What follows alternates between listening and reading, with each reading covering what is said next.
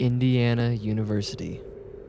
Today we will interview 3 people to find out their opinions on God in college. I've heard the argument stating that the more someone is educated, the less they believe in God.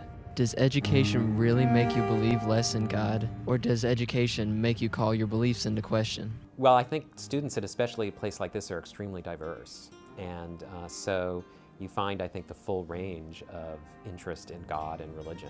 And from students who have, a pretty clear sense that there's a God above them who's like a person and to whom they have a special or personal relationship, to, I think, at the other end, students who have already decided they don't believe in a God. I think you see the whole spectrum of things, and a lot has to do with where they come from and what their upbringing was and what their family beliefs were like. So you really see a large spectrum, I'd say.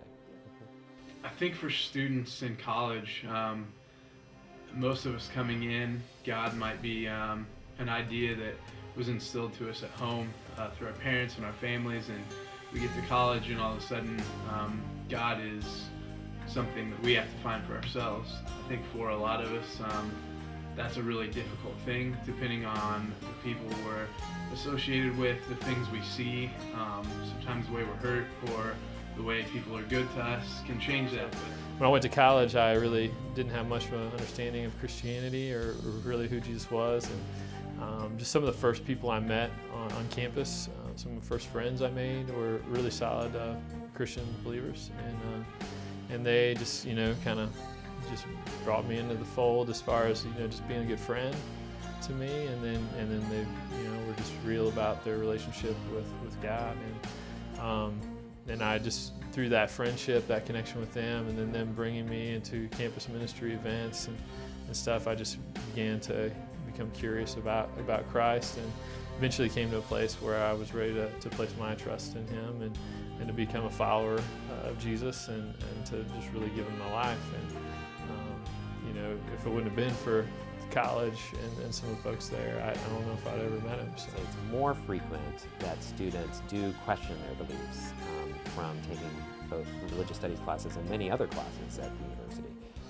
So I think there is a lot of students going, gee, this isn't what I grew up with, this isn't what I've always thought, these are new ideas to me. And so students, I think, are, most of them who come from Christian or other religious backgrounds end up raising questions about what they previously believed. The classes I've had here at IU have definitely challenged me in the things I believe in, questioning my faith, from philosophy to religious studies classes, and even some of the classes that you wouldn't think would have anything to do with my faith.